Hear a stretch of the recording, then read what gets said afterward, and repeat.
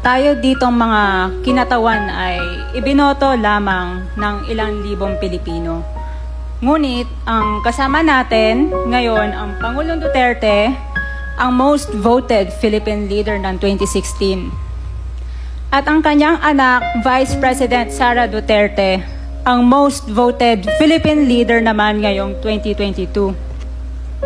I would like to manifest na gusto ng sambayanang Pilipino ang pagdurog niya sa mga kriminal, durugista at NPA na terorista. Kaya sila ibinoto at patuloy na mahal ng mga Pilipino. Kaya gusto natin ng patas na hearing.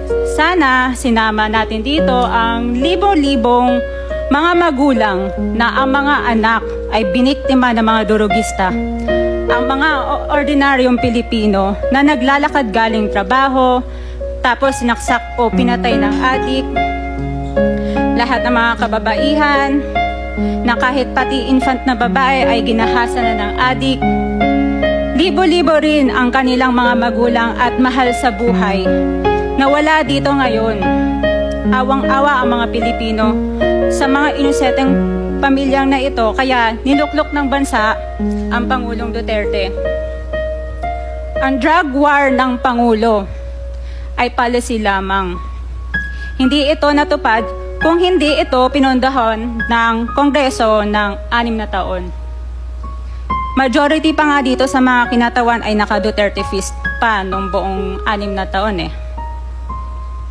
Ang Duterte Youth Party List po ay patuloy na naninindigan sa Pangulong Rodrigo Duterte at pangalawang Pangulo Sara Duterte na naglingkod ng maayos, dumurog sa mga durugista, kriminal at NPA na terorista para proteksyonan ang milyon-milyong Pilipino. Bakit wala nag-iimbestiga dito o nag-iimbita sa atin sa sobrang raming Pilipino na biniktima ng mga durugista?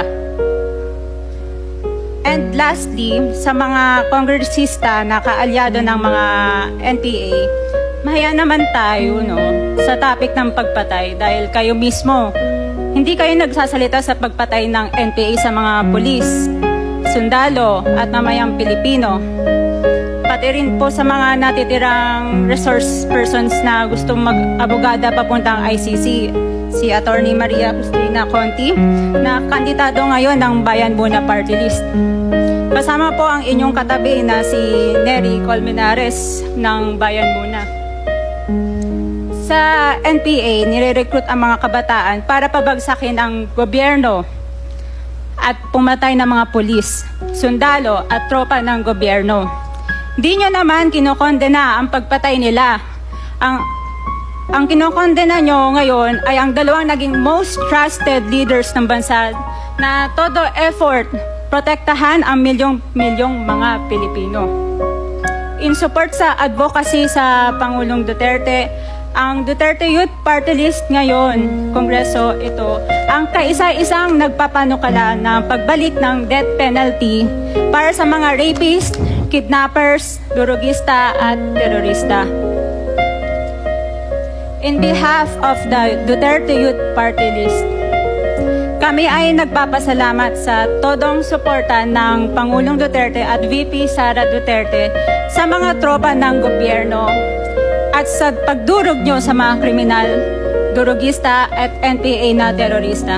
Yun lang po. Maraming salamat po, Mr. Chair. At magandang gabi po. Salamat, Mr. Chair. Bawal po pumalakpak dito. Kung gusto niyo pumalakpak, doon kayo sa labas. Maaari ba?